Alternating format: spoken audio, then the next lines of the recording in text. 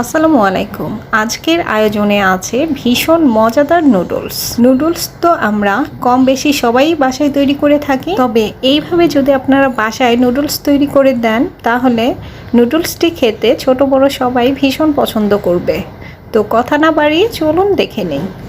একটি বাটির মধ্যে আমি কুচি করা পেঁয়াজ নিয়েছি আর কিছু মোটা করে পেঁয়াজ কেটে নিয়েছি, অর্থাৎ আমি পেঁয়াজের পাপড়িগুলো ছাড়িয়ে নিয়েছি, তবে একটু ছোট করে কেটেছি। 2 কোয়া রসুনকে আমি এভাবে ছোট করে কুচি করে কেটে নিয়েছি। এখানে আমি 6-7টি কাঁচামরিচ ফালি নিয়েছি। আপনারা আপনাদের ঝালের টেস্ট অনুযায়ী মরিচটা বাড়িয়ে বা কমিয়ে দিতে পারেন। আর সবজির মধ্যে নিয়েছি 2 কালারের ক্যাপসিকাম আর কিউব করে ছোট করে কেটে নিয়েছি আলু। সবজিটা আপনাদের পছন্দ অনুযায়ী যে কোনো সবজি দিতে পারেন, যেমন ধরেন গাজর, বরবটি, ফুলকপি, বাঁধাকপি, মটরশুঁটি, এই ধরনের সবজি দিলে নুডলসটা খেতে আরও বেশি ভালো লাগবে।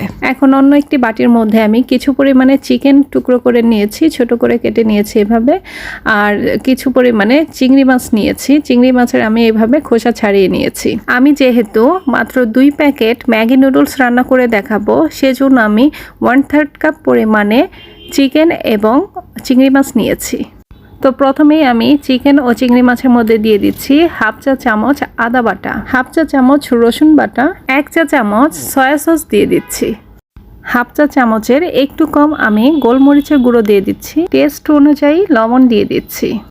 এখন সব উপকরণ চিকেন ও চিংড়ির সাথে একটু আমি ভালো করে মিশিয়ে নিচ্ছি। সব মশলা মেশানো হয়ে গেলে আমি দিয়ে দিচ্ছি 1.5 চা চামচ কর্নফ্লাওয়ার।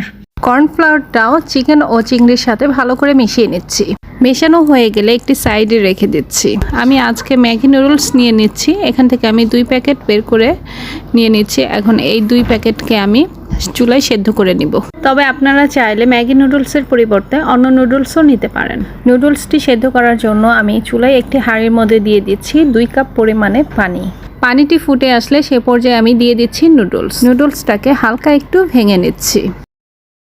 নুডলসের প্যাকেটে যে মশলাগুলো থাকে সেই মশলাটাও আমি এই নুডলস সেদ্ধ হওয়ার টাইমেই দিয়ে দিচ্ছি। নুডলসটা হওয়ার পরে অনেকে এই মশলাটা দিয়ে থাকে, কিন্তু সেই পর্যায়ে মশলা দিলে মশলার একটা কাঁচা ফ্লেভার আসে, সেটি আমার কাছে ভালো লাগে না। তো এভাবে আপনারা নুডলসটা সেদ্ধ হওয়ার সময়ই মশলাটা দিয়ে নেবেন, দেখবেন নুডলসটা খেতে আরও অনেক বেশি ভালো লাগবে।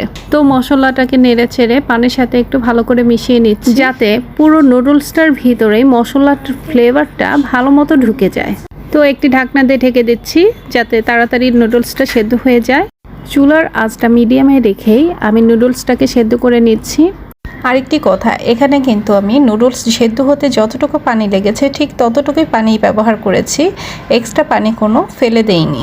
দেখুন আমার নুডলসটা ভালো মতো সেদ্ধ হয়ে গিয়েছে। মাত্র 2-3 মিনিটের মধ্যেই আমার নুডলসটা ভালো মতো সেদ্ধ হয়ে গিয়েছে। এখন আমি এই নুডলসটাকে চুলা থেকে নামিয়ে একটি সাইডে রেখে দিচ্ছি। এখন চুলার মধ্যে অন্য একটি প্যানে আমি দিয়ে দিচ্ছি 4 টেবিল চামচ পরিমাণে রান্নার তেল। তেলের মধ্যে প্রথমে আমি রসুন কুচি দিয়ে নিচ্ছি। রসুনটা আমি হালকা ভেজে নিব। সেই সাইডে রাখা ম্যারিনেশন করা চিকেন ও চিংড়ি মাছটা দিয়ে হালকা একটু ভেজে নিচ্ছি। এভাবে 2-3 মিনিট ভাজার পরে দিয়ে দিচ্ছি একটি ডিম।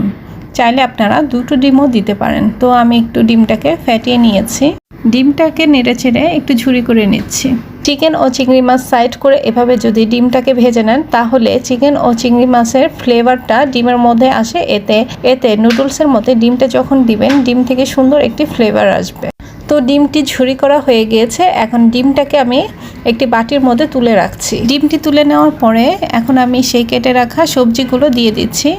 সবজির মধ্যে খুবই সামান্য পরিমাণে আমি লবণ দিয়ে দিচ্ছি। চাইলে আপনারা টেস্টিং সল্টও এখানেও ইউজ করতে পারেন। তো এভাবেই আমি সবজিটাকে 2-3 মিনিট নেড়ে চেড়ে ভেজে নিব। এ পর্যায়ে আমি দিয়ে দিচ্ছি পেঁয়াজ কুচি এবং কাঁচামরিচ ফালি। আবারও নেড়ে চেড়ে দিচ্ছি। এভাবে আমি আরও 2 মিনিট রান্না করে নিচ্ছি। সব কিছু যখন একটু ভাজা ভাজা হয়ে যাবে সেই পর্যায়ে দিয়ে দিচ্ছি সেই সাইডে রাখা ডিমের ঝুরি। ডিমের ঝুড়িটা ভালো করে একটু মিশিয়ে নিচ্ছি নেড়ে চেড়ে। এই পর্যায়ে দিয়ে দিচ্ছি সেই সাইডে রাখা সেদ্ধ নুডলস।